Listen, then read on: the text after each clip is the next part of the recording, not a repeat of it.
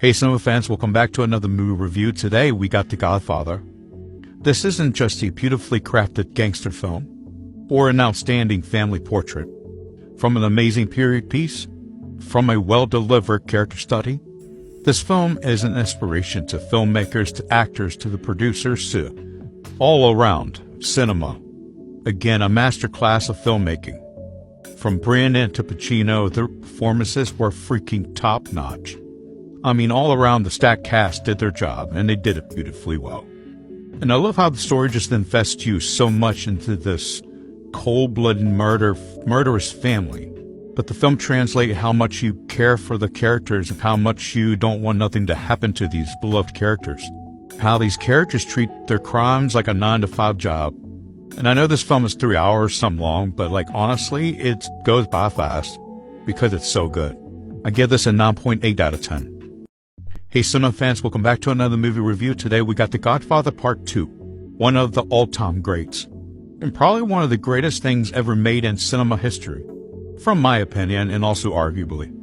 So basically this film serves as a prequel and a sequel to the first Godfather film.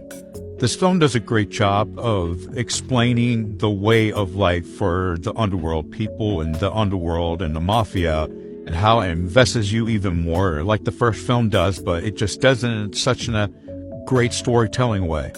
It's a story of how vengeance eradicates happiness from your life by living this way of life. How the greed of power destroys family, friends, relationships, even yourself. This film single-handedly changed the worldview of organized crime, mafia, the underworld of that way of life. And I didn't mention it before in the first review, but the music is just outstanding. I would give this a 10 out of 10. Hey cinema fans, welcome back to another movie review. Today we got The Godfather Part 3. This film is not as bad as everyone says it is, but I do think it suffers from the pressure of the first two films. So Michael Corleone basically sells off his illegal business to basically win back his family.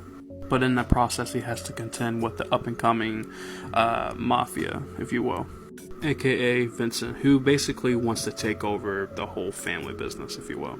It definitely is a different approach to the first two.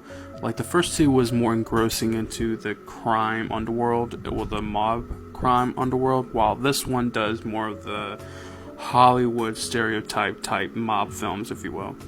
I mean, the music is still great, and the actors do a beautiful job, but I do think the storytelling does not live up to the first two.